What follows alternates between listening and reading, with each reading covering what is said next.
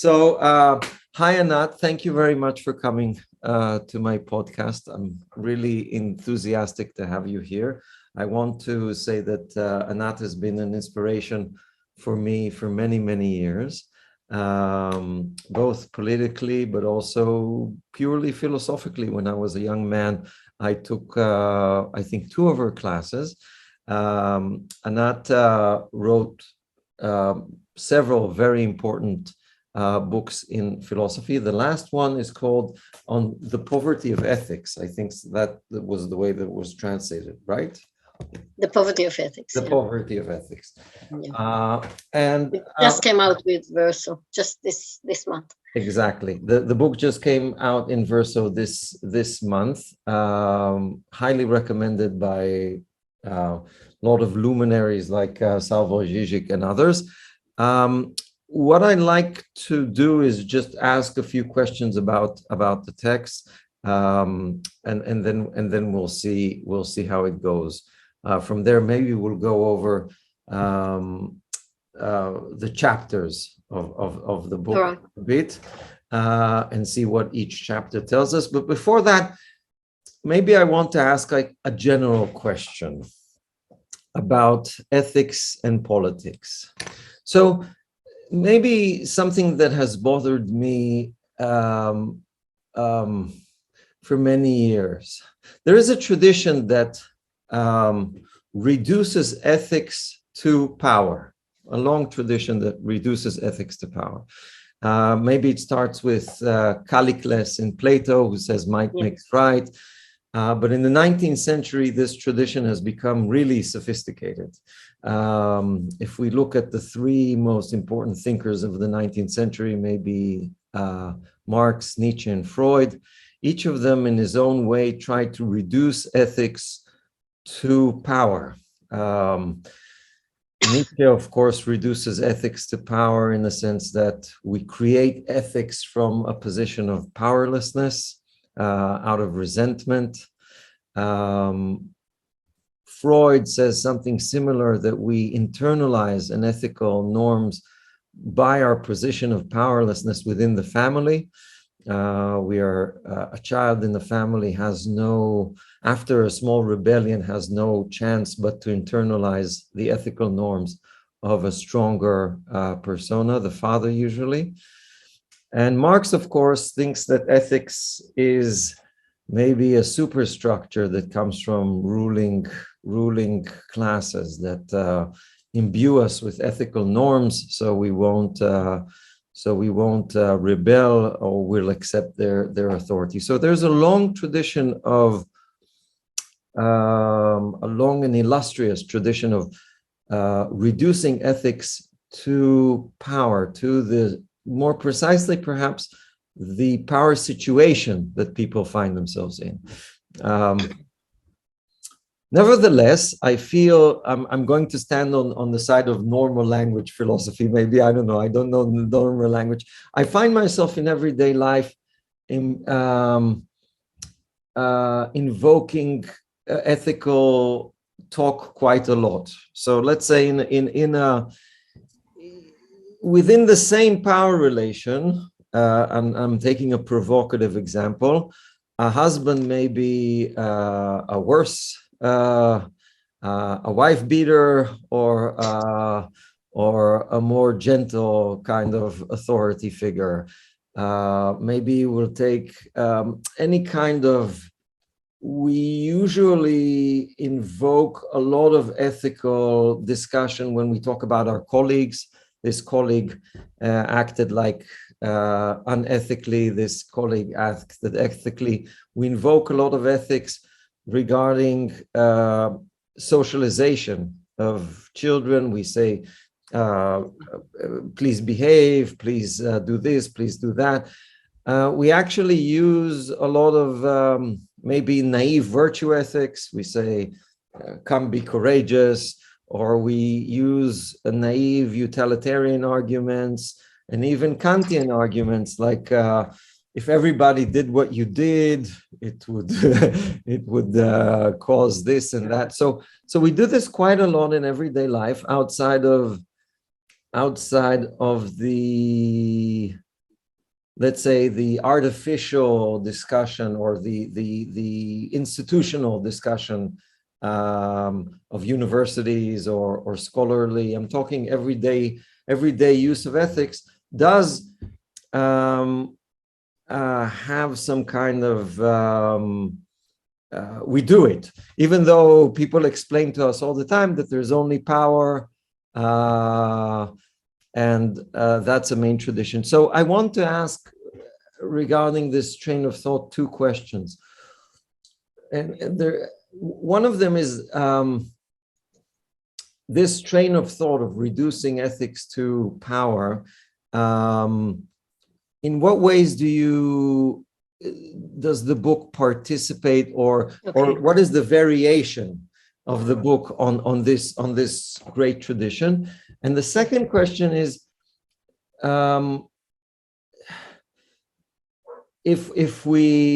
what is this use of ethical thinking, reasoning, invoking in everyday life, and what do you make of it?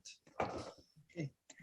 So, well, first of all, thanks for having me in your podcast, and that's a great pleasure to talk to you. And these are great questions, because I think I started thinking about the relationship between ethics and politics along the same lines, more or less. So I knew, of course, of all these reductive theses by Marx, and then Nietzsche, and then Freud. And I was raised as Marxist. I had a Marxist father, and so for me, of the 3, it's Marx who gave me the impetus to go on. But although I see myself as a Marxist, it is not that reductive thesis, and certainly not the version of Nietzsche's and Freud's that I want to pursue in this book. Mm-hmm. I'm not interested in a reductive thesis. I don't want to say ethics is nothing but, mm-hmm. or there are nothing but power relations, because I don't think it's true. And I think it's even dangerous. And you pointed at the need. That's your second question, so I'm going to answer, I think, both of them together. Our need, which is a genuine need of the ethical discourse. Mm-hmm. And I respect that. Mm-hmm. I mean, this is something we need, and I think, as you said, I mean, we need it in education. We teach small children how to behave and to socialize, and we actually bring them into our world through the language of ethics. So it's not something I would just want to dump and then say, no, it's all power. Just teach your small child, that nothing is but power relations. So I don't believe in that. But what I do want to say is a version of that, mm-hmm. but not a reduction. And my first thesis regarding this is that the common conception of morality or of ethics, in many of its variations, and then maybe we'll talk later about several variations of the moral discourse or ethics. So this common conception of ethics is far too narrow to form a basis for political thought and for political action, which is something else. I mean, it's not, we have an image of the power of the ethical discourse. And I think this is an illusion. I think we use it, we have to use it, it's helpful, it's useful, but when we want to base our political decisions, our political actions, our political conception by and large, I mean, our worldview on ethics, it will not do. And I think my second thesis regarding this is, when we try to do this, if we reach ourselves into thinking that we can do this, then we're getting very bad politics. Mm.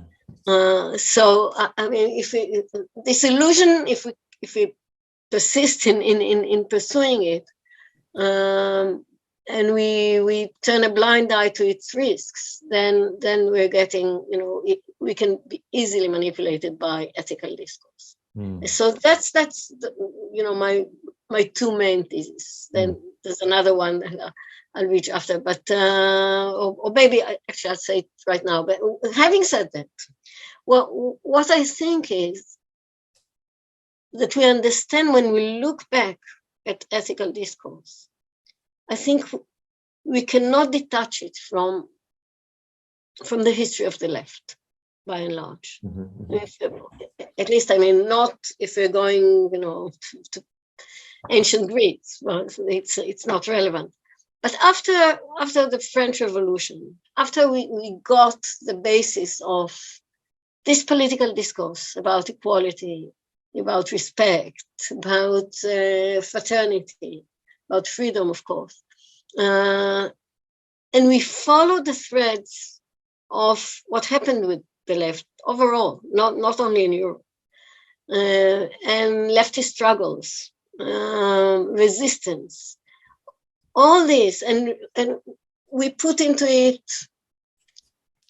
the heritage that we got from literature, from movies, from the theater, from art by large, and from our educators. This leftist heritage is what helps us building or understanding the notion of ethics eventually. And then we suppressed it. But even, there's this maybe funny example, but I'll give it anyway. When Pharaoh's daughter found Moses and she rescued him against the wish of her father to dump all the boys, this is a courageous deed. This is a morally worthy deed, but it is a political action. And I think that as a political action, it should belong. We can now see it as the germ of what would develop to be a leftist tradition. I mean, it's this kind of resistance to power, or to arbitrary decrees, to cruel decrees, that we can see Pinochet giving this kind of orders. We can see Putin nowadays giving this kind of orders. So, but we cannot think of someone from the real with the genuine left giving these orders. So you can take it back together, and what seems at the first sight, as a very innocuous moral story, it's actually a political story. Yes. So the basis of the relationship between the ethics and the left, I think that's one of the most important themes of the book. And I'm wondering what I think myself. Sometimes I think about these things separately. I recently read. So let's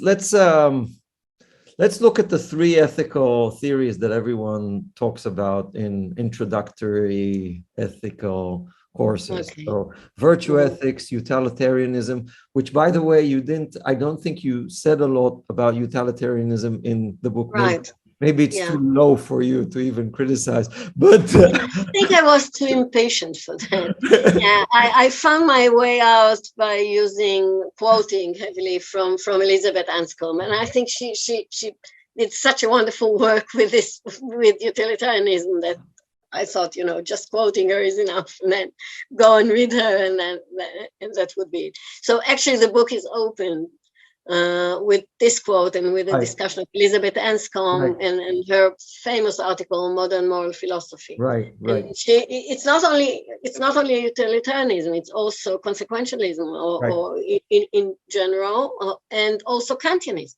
Right. Because for her, all these are mere abstractions, and they're not sensitive enough to what really happens. And what she thinks, and this is what I discussed in the first, following her, and actually following an Israeli philosopher called Yeshayahu Leibovich. I mean, both of them were very religious persons. Both Elizabeth Anscombe, who was Catholic, and Leibovich was Jewish, of course, and both believed that the regular this kind of moral discourse, be it Kantian or Millian, utilitarian, that they hide their appeal to God. And so there is an appeal, a denied appeal to God in their discourse. And if you want an appeal to God, then okay, you're religious, that's fine. We're not talking about ethics anymore. This is a belief, this is faith, this is something else. But if, for secular persons to pursue Kantianism or utilitarianism and believe that this may give them some advice, a concrete advice, both of them say it's nonsense. It's just a presumption. So that is more or less what happens in the first chapter. But I do discuss several examples about that. Yeah. So let's go back. Maybe historically, it's the simplest. And one question that I want to ask, of course, is the relationship between ethics and language. But that will be like a whole thing. So before, why do we need language? Why do we need linguistic philosophy to talk about ethics? And what can we learn from it, etc. So that would be like one section that I really want. Okay. But before that, I want to do a naive kind of thing and start with virtue ethics, maybe. And virtue ethics articulates itself, and I'm before there is a left in general. So if we go back to Aristotle. Right. If we go back to Aristotle, even Socrates, he goes around, he asks people to define virtues. There is something political in what he does, in the sense that he goes to rich young people who think that they know what virtue is, and tells them that they don't know what virtue is, that virtue is more related to tekna, to something more proletarian. And that's exactly one of the best examples of linguistic analysis, by the way. So yes. The demand, the requirement to define, and then we have Wittgenstein mocking this requirement many years after. But my feeling is that the left inaugurated. So before the French Revolution, or before wherever you want to start the left, maybe you want to start the left in England in the 16th century, or with rebellions, peasant rebellions in the 1500s, or maybe we want to start the left with thinkers like Rousseau, or maybe with English religious leftists of the English Civil War. So there's various ways to start the tradition of the left as we know it. But virtue ethics seems to me, when I look at different cultures, when I look at, let's say, a text like Odysseus, or like it says Odysseus is cunning, and now he'll show you how cunning he is, and how, for example, patient he is. So for Sophosthrone, he'll come to the island, he won't slaughter the suitors immediately, yay for him. What an ethical person. He'll wait patiently, masquerading as a beggar, and he'll do all the precautions, and he'll slaughter them only at the end. And when we read this as Greek people, we're supposed to say, yes, Odysseus has Sophosthrone. He has the ability to control his emotions, and that's a virtue. And young man, you should have this. Usually, man, you should have this. You should have this virtue. You should have this virtue as well. Because why? Because it's a good thing to have, because you will succeed more in what you want to do in your life, etc., etc. And this kind of discourse is also plays out in Chinese culture in terms of the virtues that you're supposed to show quite oppressively to your father, to the king, to your husband, etc., etc. So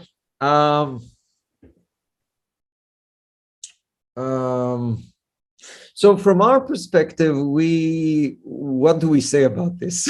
we can say it's not ethics at all. It's just no, I don't think so. Okay. I don't think so. I just think it is another, even sophisticated, I think, more sophisticated than, although we're mixing historical eras, but more sophisticated than utilitarianism for me. Because it is more sensitive to the human condition, right, and to what we are, right. And so this is why I actually like virtue ethics. Okay. But I think it is limited, and we have to understand how limited it is. So again, for teaching children and for reading history books and for even watching movies, you have the bad guy and the good guy and how they behave. It is helpful. I mean, we live like that. It's I don't want to just ignore all that. And I think there's something to it, in not being too either side. This the whole point of too good or too bad, spending too much or spending too little, or all those Aristotelian examples, being too brave, which is stupidly brave, or being too much of a coward. So these are all the Aristotelian examples. They're very nice, but what do you do with it? Yeah. I mean, you can behave in your, you develop your personality, which is nice and important. And I really don't, I don't want to say bad things about it. But what I was interested in is political analysis. And as I said, a political worldview. And you cannot take virtue ethics much more than 1 meter. It's a tool. It's a tool for education. It's a tool for thinking about oneself, how you behave. You look at yourself. For self-reflection, it's not bad. Was I behaving was I too rash? Was I too slow? Was I too kind, stupidly kind, or was I unkind? Or this is something I think it's okay that one asks oneself. But that is it. Yes. I mean, it doesn't take us very far. Right. I mean, now we're thinking about, global warming, about the climate crisis. Right. How does this have anything to do with virtue? No relevance. Yeah. There is or I don't know. Economic injustice or whatever. Yeah. Whatever. I just heard that, I think, where is it? That there's going to be a capital punishment tonight or tomorrow. I think in Georgia, Arizona, or somewhere. And I read about it with horror. And, what do you do? I mean, with virtue, you can be virtuous and still support the death sentence, or you can build some kind of, argumentation around this. One of the things that one good argument against virtue ethics is that, of course, and I think Kant makes this argument, that of course you could be virtuous for any cause whatsoever. You could be a virtuous Nazi, a virtuous fascist, a Buddhist kamikaze, whatever, for the Japanese. So there's nothing in it that is essential. That precludes you from being. And I think in the beginning of the Metaphysics of Moral, he says that if Kant says that if a bad guy is more cool, more cunning, he's even more of a bad guy than, because he doesn't have the goodwill. Yes, exactly. So and we all know these people. By the way, we all know them. We met them, since we were kids. Exactly. But what does it say? We know nice guys. We know really, really nice guys, and they're horrible politically. Yeah. All around us, actually. And not the banality of evil, but even not even the banality of evil, but even the goodness of evil. I see. Yeah. How it, when as it materializes in particular persons. Right. Yeah. So I just think it doesn't take you too far. Right, right. And that's my idea. But again, as a thread, as something as a tool, as an instrument for thinking, why not? Okay. And I think, and I think it has to do actually, although we said we'll come back to it, so maybe this is the right moment to the role of language. Right. Because my idea is that one of the other illusions that we have is that the way to persuade goes through an ordered argument. I mean, we start with premises, we should agree on these premises, and then we go forward slowly and convince each other in what we believe in, and, logically and rationally, and we're all rational creatures, etc., etc. And everything that I said, in this last minute is totally wrong. We're not too rational. We don't go, this is not how we persuade each other. We never persuade in this way, or rarely. We do. We have to agree on so much in order for, just the right decision. We contemplate one proposition, and then someone can convince me for, just this tiny bit. But in general, this is not how things happen in the world. I mean, in the way we behave with each other, or the way we converse with each other. This is not how language works, and this is not how, rationality works. I don't think we're not rational. I mean, we're not irrational. We're not insane, all of us. It's just that rationality has gotten, this image of something like, a structure. And I don't think it is a structure, a pure structure. And I think something that is good in virtue ethics, as opposed to Kantianism and utilitarianism, that it got this idea. That it's funny because it's Aristotle, it's the king of logic. I mean, I say, but and he got it. That when we behave with each other, we behave as persons. We don't behave as logicians. Right. I think it's because he still has a cultural heritage that is pre-philosophical. Yeah, maybe. Yeah. Or because he invented logic, it was so, it was such a baby, then he could not misuse it in the way that it has been misused since. So I don't know, I'm not an expert in Aristotle, but it's interesting because he was much more involved, much more aware of, how people do behave. So you talked about two conceptions of rationality, one that is kind of disembodied, or could you give us and formalistic, like we have rules, and then we implement these rules, we deduce that there are formulas, axioms, principles, and then we deduce from them. And it doesn't go like that. And I think it's not that we are not rational when we just, we listen and we stop, and then we go the other way, and then we contemplate, and then we jump. And we don't know how to explain this jump. And it doesn't mean that we're not rational. Because it's an irrational idea that we have to explain everything. We cannot explain everything.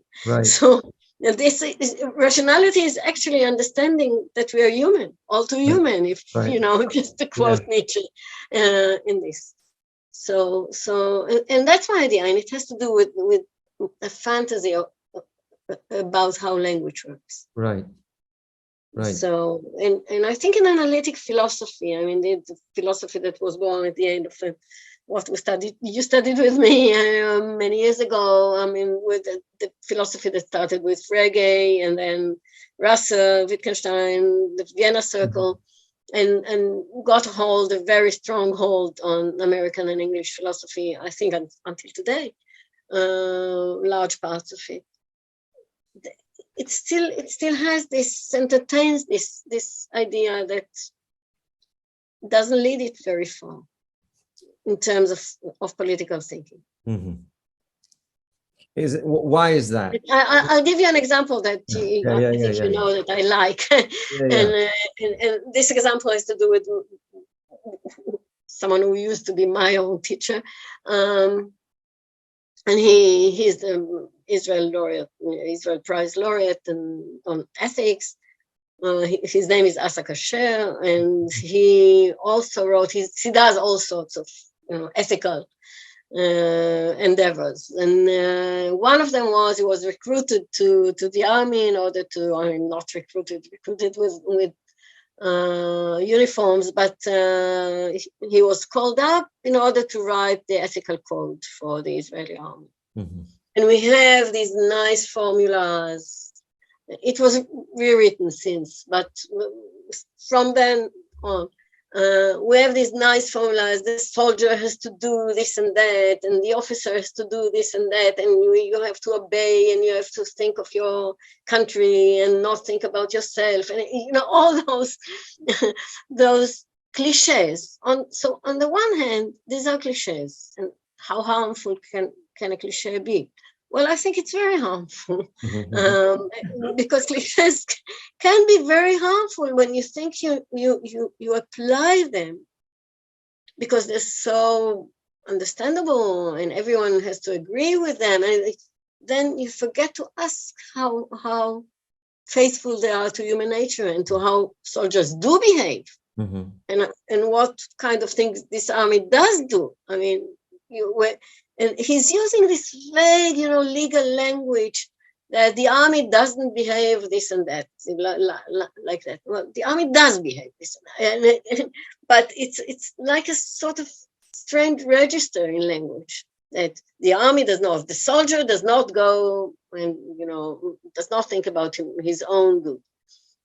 Well, of course, anyone thinks about his own good or her own good. Why not? I mean, it's again, human, all to human. It's not the only thing but people do calculate. People do come from their own standpoints and perspectives, and they cannot just drop them when they get into the army. So there's all this fantasy again, which at the beginning it's not harmful. It's just stupid. Mm-hmm. But and I wouldn't mind. I mean, stupid is okay. But the problem is that with the stupidity you justify all the horrors that the Israeli army is committing. Right. This is exactly what he's been doing for many, many years. Right. Yet, bombarding Gaza, fine, because we have this calculation, and I'll show you exactly how it is derived from my principles. Using human shields, fine, because nowadays there's no really difference between a citizen and a soldier, because war has developed, and a soldier has to think of his own army rather than the other citizen. And so you have those, invented principles, and then they justify any horror that you wish. That's interesting. And this is exactly what he did. I mean, in article after article, targeted killing, whatever you wish. I mean, it's justified. He has a rationale. That sounds. I was thinking about the concept of washing, like greenwashing, pink washing. Maybe ethical code washing. Yeah, right. Yeah, I think. Yeah. It's exactly that. Actually, this is what I mean. Exactly. Yeah.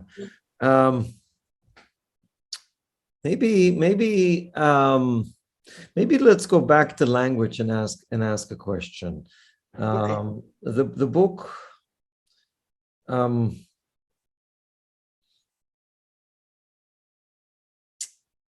Analytic philosophy. Why is so? There was an attempt to base ethics on language. So the general thesis is that ethics does not lead us to a substantial politics, and we can't ignore it. But let's take before we go back to this theme, let's go back to our adversaries and ask, why did they think? So we had this like 3 ethical theories, or maybe more. We have Levinas or maybe Badiou or later on, but the 3 ethical theories that we're teaching. Why was language suddenly involved, and is it important in this discussion? So actually, language is dealt with in my book in the 2 big chapters. There's a chapter 2 and chapter 3. So I'll say a word about each of them. Right, exactly. In the second chapter, having finished with the kind of philosophy I just described, with the ethical code, which has this thin and formal understanding of language, I move on to what I think is a much more sophisticated and interesting conception of language. And that is the philosopher that I think has inspired me most, even more than Marx, and this is Wittgenstein. And I think the picture of language is part of life, is part of praxis, and that meaning is interwoven with what we do, with action, rather than a representation of some hollow structure. Right. And when we think of language like that, I think it helps me as a philosopher of language, and I am a philosopher of language. When I think of his heritage, the Wittgensteinian tradition, then it helps me think better about the relationship between ethics and politics, because then I understand better where I can leave behind the formalistic part of ethics, the empty part, where I develop a sort of sensitivity when I read Wittgenstein. It's not only me. I mean, that's a whole tradition of reading with Wittgenstein. And these are people I bring and converse with in the second chapter. So some of them, most of them in that chapter, I don't agree with eventually, but I go a long way with them in respecting inconclusive decisions or shattered understandings. Or I think this is how we behave and think. And as I said before, we stop, we meditate, we go back, we are not sure what we're doing, and all this understanding is we gain when we have a different concept of language, which we get from Wittgenstein. Thinking of language as part of praxis, part of our being in the world, using Heidegger in this. And I think Wittgenstein is better than Heidegger in many respects, and this one in particular. But the idea of living with others, living in the world, and imbued in language. This is something that helps me think about the role of politics in our life in a better and more sophisticated way. And I think there, people who do think that with Wittgenstein, they stop short of doing this last, leap to politics. I suppose because they don't want. I mean, many people they just shun politics, and they think it's ugly. They think it's, many things that they don't want. Yeah. And they don't like power, or they think they don't like power because they have it, and they don't like to think of themselves as someone who has power. This is, I think, most of the privileged academics that I know. I mean, they're so ethical. They're so ethical because they shun politics.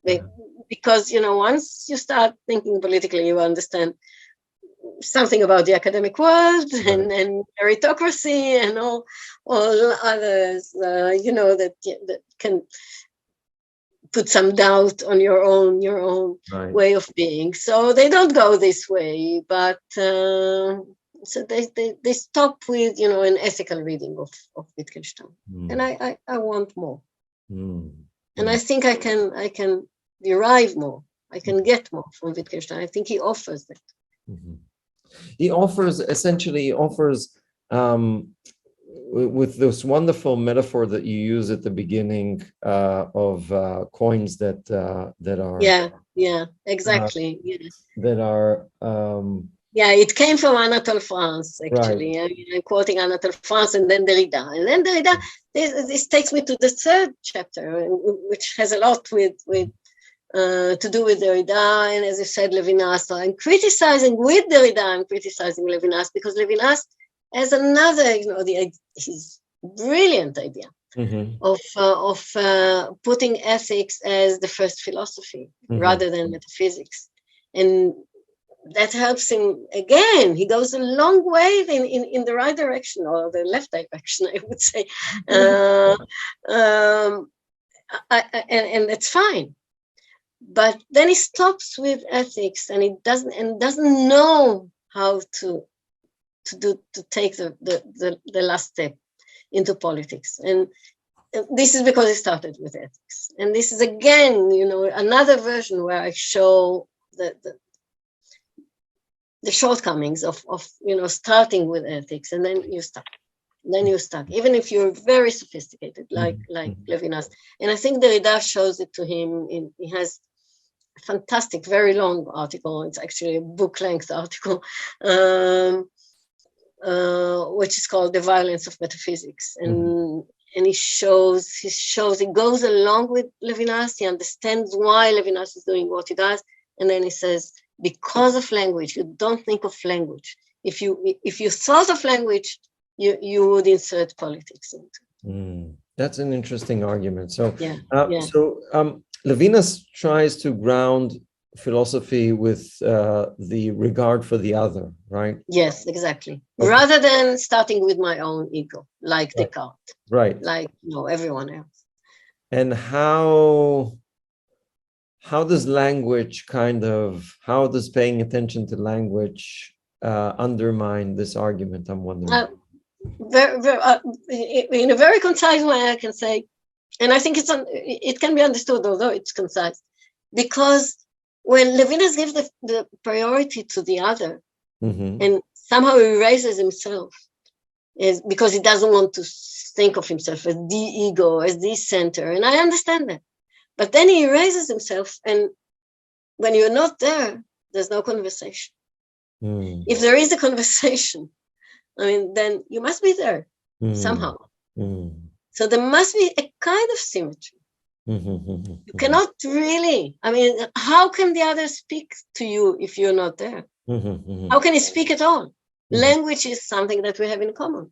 Right. So it cannot emanate, nothing cannot, this the term uses, such a requirement emanates from the other. But it cannot just emanate, it's not a sun.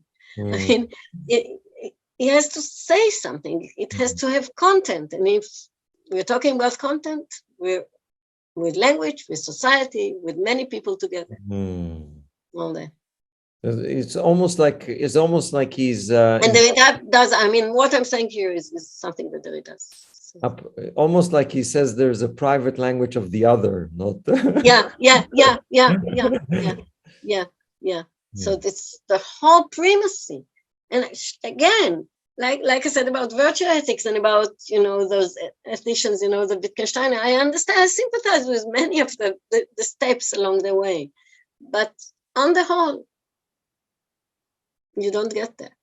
What do you think about, this is a side, but I want to ask, what do you think about the ethics, the discourse ethics of Habermas? Oh, wow. This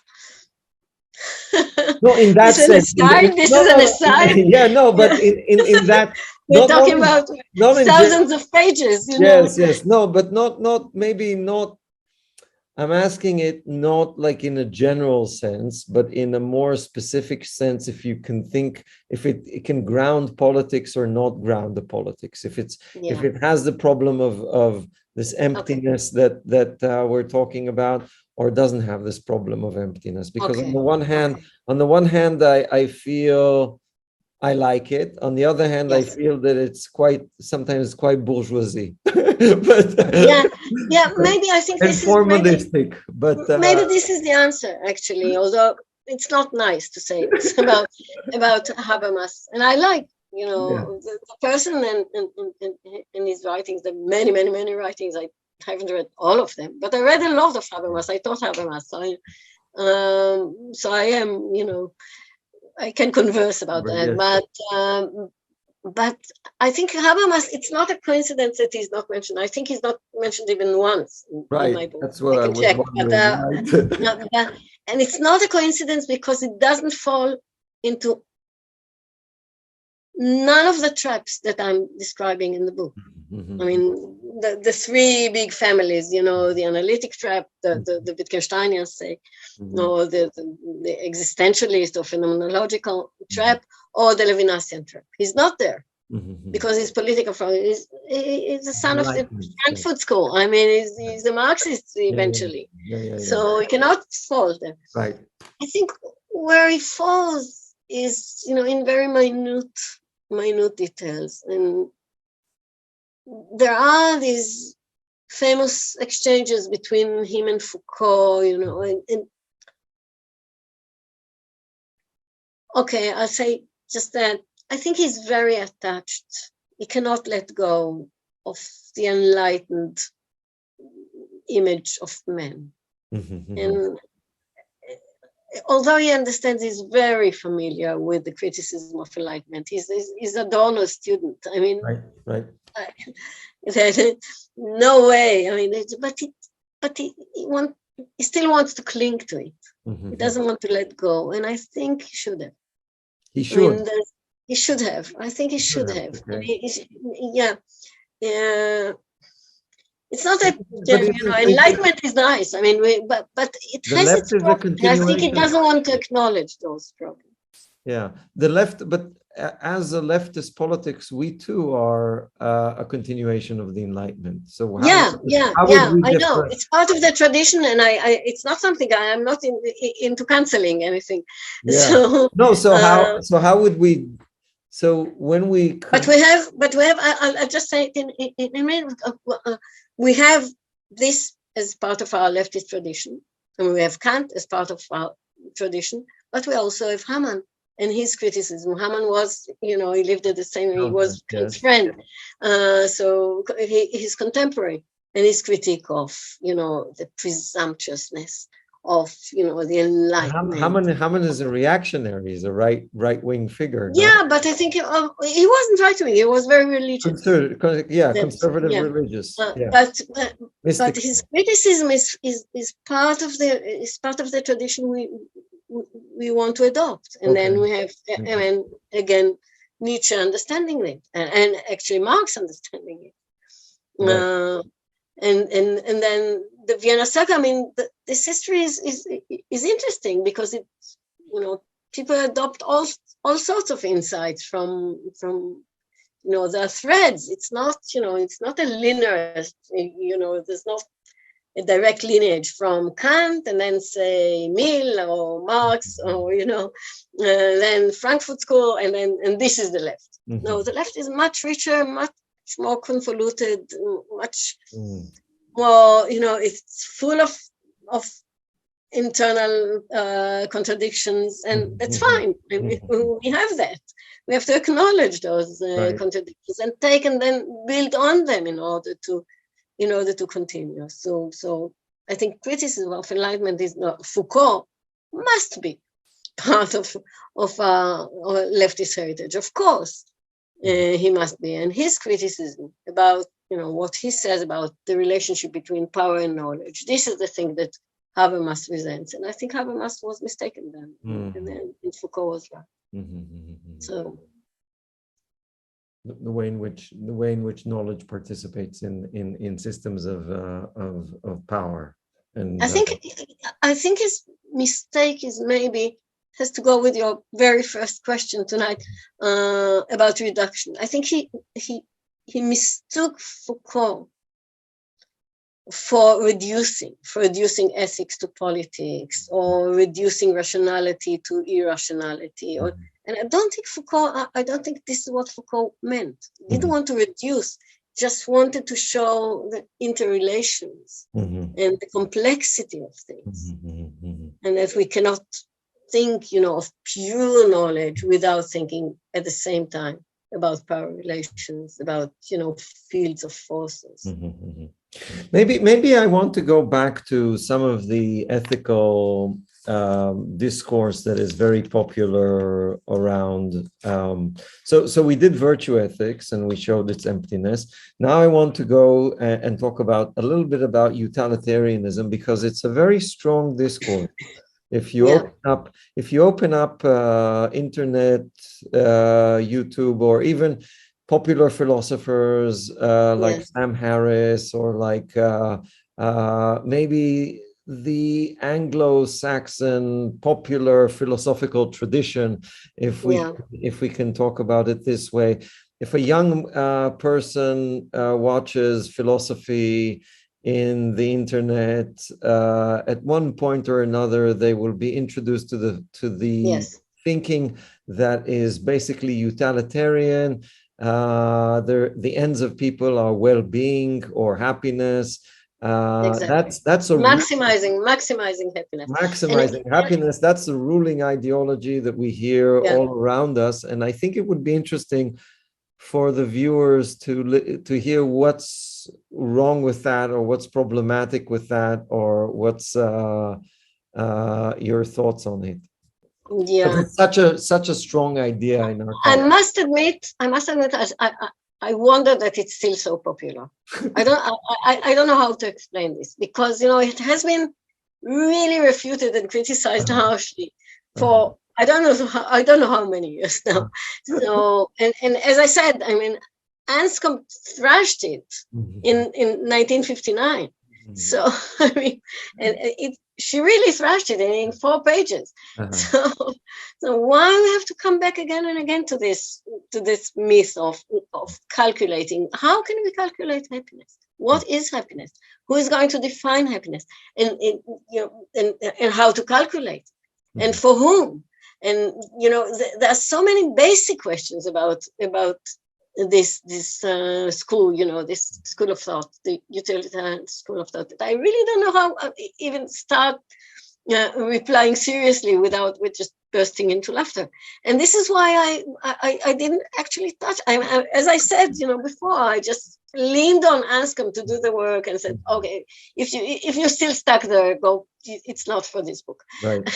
Okay, but it's not very polite, and not in the book and not for you. So I'll say again. I mean, there's so many things that we don't understand when. We don't understand that we don't understand about calculating. We know how to calculate. We go to the grocer and we calculate, and then we take this image and we think, okay, we're calculating, the budget, and then we can calculate a budget of happiness. But this analogy is broken. It's the first step. We cannot calculate it. We don't know what happiness is. We don't know how to calculate it. Right. And so, and everyone, of course, has his own or her own conception of happiness. So when we really want to understand it, we really want to understand the richness of these conceptions, then again, we have to understand the whole worldview. We have to understand the political side. I mean, the political upbringing each one brings along, and I think we're not surprised to see that we're not convinced. All of us, if there was a calculation, then okay, let's see. And this is how we should be. This is what America should do. I mean, this is the policy. I think the enthusiasm for utilitarianism comes from its isomorphism with capitalism, in the sense that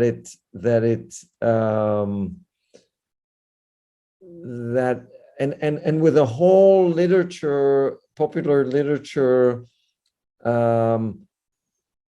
of behavioral economics, which is very popular. People around read Amos Tversky and what's his name, the new one.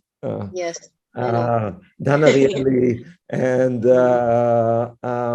so there's a whole industry devoted to a whole intellectual industry devoted not to showing that people are rational or irrational, but the premise of it is a kind of subjectivity choosing between two alternatives. It's also even in philosophy with the trolley problem. In analytic philosophy, there's a whole image of a person choosing between two alternatives that are somehow quantifiable. I mentioned Anscombe 3 times already, so I'll skip her now and go to her very close friend Iris Murdoch.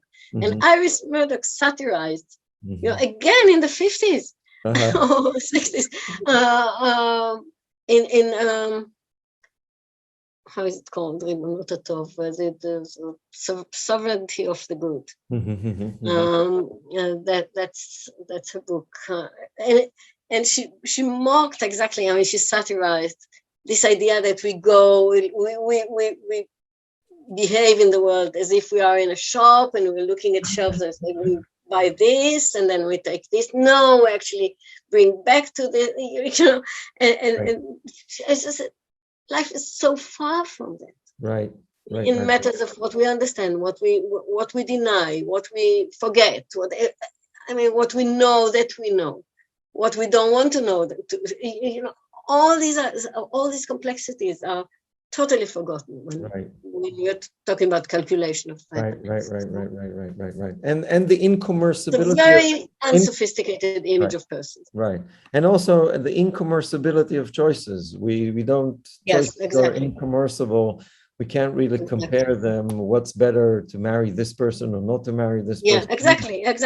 To live here or to live in another country. There's nothing, and any real choice, even. And of course, there are. I mean, I think again, what happens is like what we mentioned before about the ethical discourse and upbringing, our children and we use the ethical language. So again, of course, we do choose from time to time. Right. I mean, we do stand. There are junctures when you say, "Should I go there or no?"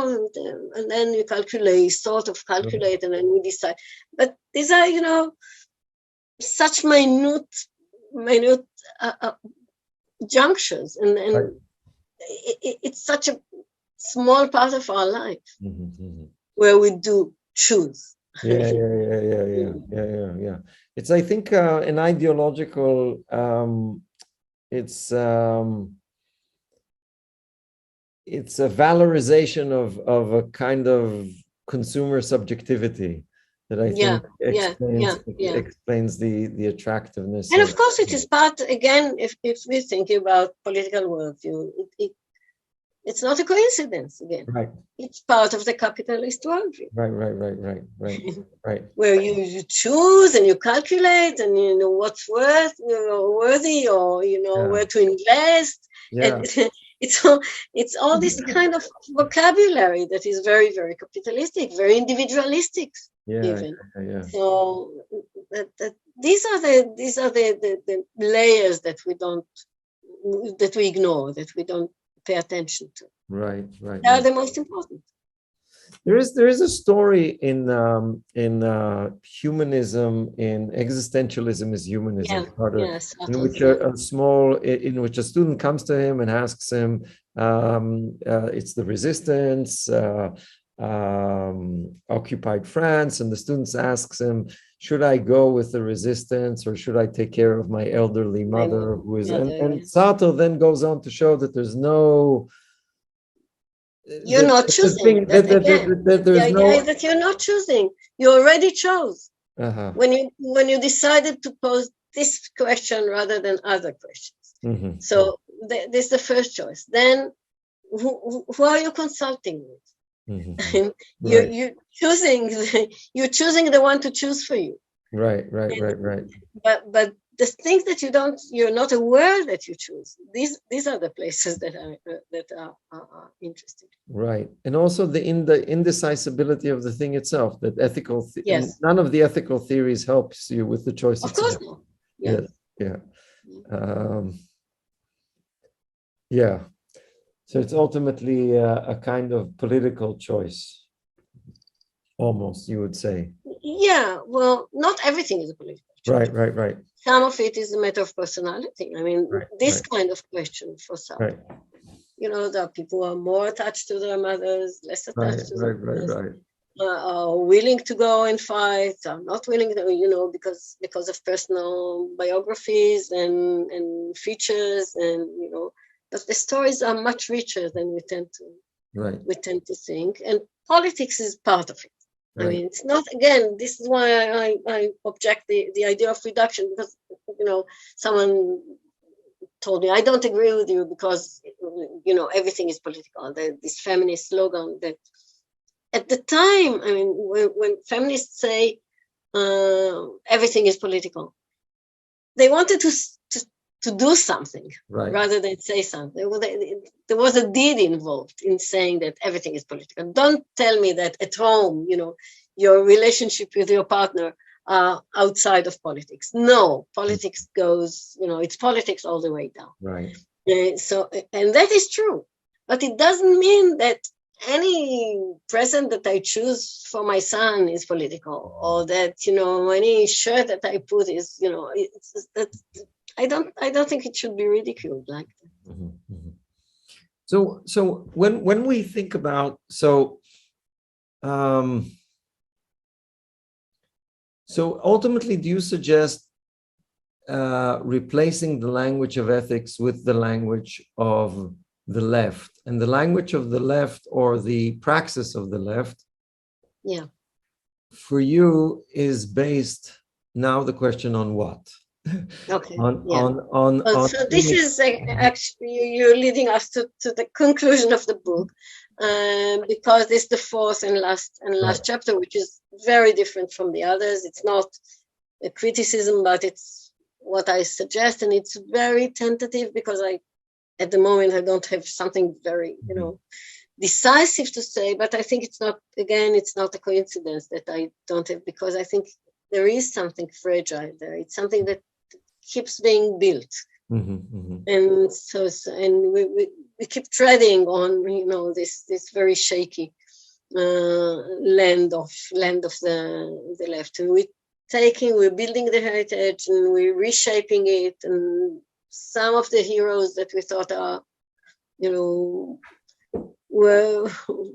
we wanted to worship, and now we look at them in a different way. So as I said, I'm not into canceling. I don't think the idea of canceling is a good idea, but thinking anew, why not? I mean, you can think of the 60s, for example, in many different ways, in contradictory ways. And so it was in a way, I just mentioned feminism, so it was flourishing of feminist practices, but also it wasn't a good. I was too young to know firsthand, but I just grew up right after, so I'm old enough in order to judge it. But the attitudes of men towards women and sex was not something that we nowadays at all. It was deeply chauvinistic. Yeah, deeply. Every movie. I went around and around. I just wanted to say that it was a deeply chauvinistic. Yes, of course. Every even. And it wasn't conceived that way then. So how do you build the legacy of the left? In both ways. Sometimes when I watch, let's say, a film like Fellini or Uri Zohar, even, I'm asking myself, their blatant chauvinism, misogyny. I'm asking, of course, are we self-aware or not self-aware of it? Was it ironic about a self-critique or not? Or am I reading? But it's very blunt. It's a very Of course, they reflected the zeitgeist. I mean, but I'm saying this, but in every such period, there are other figures that already saw that. I mean, feminists who saw that and revolted against that. It's like, I think, in Milos Forman's movie Hair, which takes us back to, to the late 60s and then the early 70s, but it was done, if I'm not mistaken, in 81 or 82. I remember watching it for the first time, so this is why I remember this year. So it's 10 years later, and he presents, he is loyal to the storyline. Of course, he does Hair, but still is more. There are more nuance. I mean, he understands some of the stupidity and some of the smugness of hippie culture, and So and it's not conservatism. I think it's a leftist criticism. Right. I want to go back to, I want to think about the left and think about what grounds the left a bit. And when I discussed with a philosopher and I said that I think that the ground of the left is equality, he told me equality of what? Equality is just as abstract as anything else. You can't ground the left through the concept of equality. There's the equality of all believers in Christ. There is the equality. There's something. There's all kinds of. There's something evasive, like there's something evasive in anything that is, a slogan. Right. I think equality, the notion of equality is very important. It's crucial to the legacy of the left. But what we do, we have to fill it with content. Right. So what are your thoughts about, so here you're Wittgensteinian, you're looking at praxis, and you're not looking at but also theory, but also we have Marxist theory, we have Gramsci, we're thinking about, we have Rancière nowadays, right. Who writes a lot about equality and in a critical way, and so we also study. It's not only just behaving. We also study, we contemplate. This is why I write a book, I just in order to keep reflecting, and so it's not only just live, just in praxis. But what do you think of so two questions? A lot to say about the intricacies of equality. Right.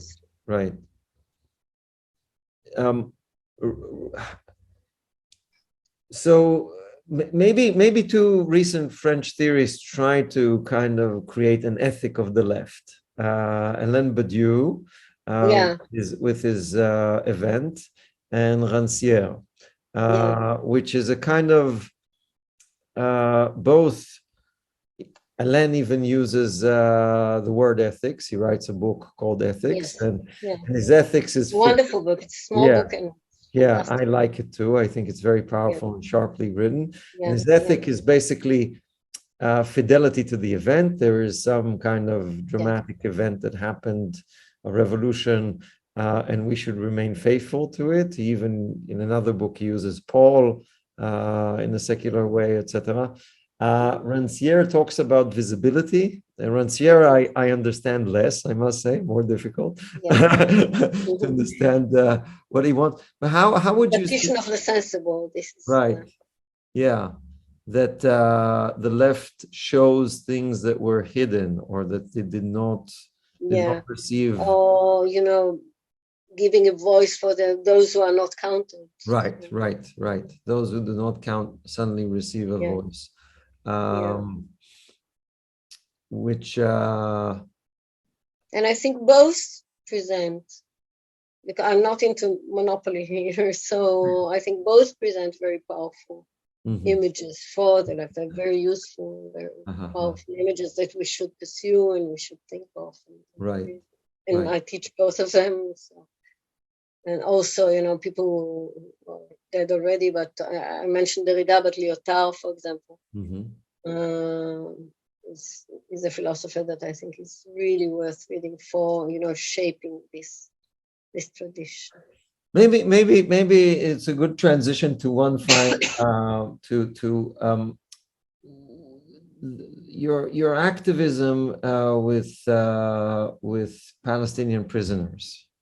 Maybe it's a good segue to that, when we talked about the voice of the voiceless.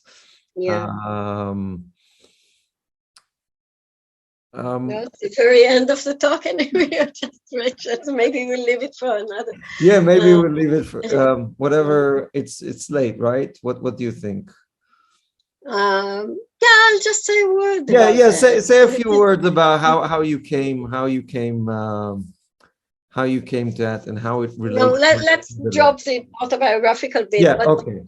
But I think because it would be too long, and I'm not sure. Very interesting, but it is connected. I think you made the right connection actually here, because it is attending to those who are never listened to Right. in Israel, and Right. prisoners in general. Right. I mean, I'm talking about political prisoners and Palestinian political prisoners here, but all prisoners are political prisoners. Right. I mean, we're talking in the United States, which is the most, imprisoning state on earth. So I mean, of course, who is in prison? Why is in prison? What's the cause? What brought people to prison? These are something that we don't like to think of. And we don't like to think of ourselves and people who are close to us as prone to end up as prisoners. And just one word of which would be autobiographical.